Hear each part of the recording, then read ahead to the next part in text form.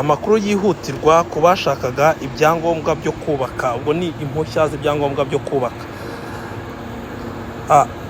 Ni itangazo cyangwa se ibaruwa yanditswe na Minisiteri y'Ibikorwa Remezo yandikira Minisiteri y'Ubutegetsi bw'Igihugu ku bijyanye n'ihagarikwa ry'agateganyo ry'itangwa ry'uruhushya rw'ubwubatsi ku butaka bufite imikoreshereze yihariye, conditional land use.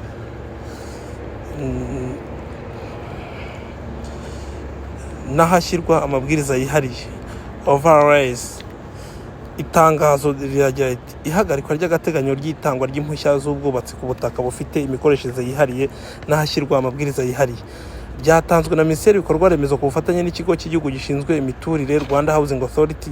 Impamvu nyamukuru: hagaragaye ko impushya z'ubwubatsi zishingiye ku butaka bufite imikoreshereze yihariye, conditional land use, n'ahashyirwa amabwiriza yihariye, overlays, ziri gutangwa mu buryo budakurikije amategeko. Izi mpushya zateganyirijwe gukoreshwa mu bihe bidasanzwe gusa, ariko ziragenda zitangwa nk'aho ari ibisanzwe. Ibi bishobora guteza iterambere ridafite igenamigambi, bikabangamira gahunda y'igihe kirekire y'imikoreshereze y'ubutaka n'imiturire. Icyemezo cyafashwe: guhera ako kanya hatanzwe ihagarikwa ry'agateganyo ku itangwa ry'impushya z'ubwubatsi zishingiye ku mikoreshereze yihariye y'ubutaka, conditional land use, amahame yongera ku ikoreshwa ry'ubutaka, overlays. Iri hagarikwa rizamara igihe kitaramenyekana kugeza hashyizweho amabwiriza asobanutse n'uburyo buhamye bwo kubitanga. Ibisabwa: Minisiteri y'Ubutegetsi bw'Igihugu isabwa guhita itangaza iri tangazo cyangwa iri tegeko ry'agateganyo ku nzego zose z'ibanze.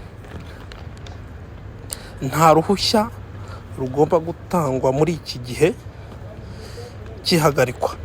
Imishinga yahawe impushya mbere izasubirwamo harebwe niba yubahirije amategeko n'amabwiriza y'imikoreshereze y'ubutaka.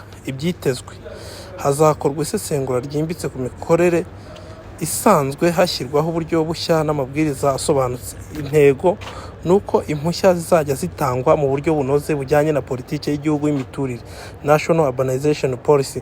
Icyifuzo cya nyuma ni uko Minisiteri y'Ibikorwa Remezo izakomeza gukorana n'inzego bireba kugira ngo habeho gahunda imwe itajegajega.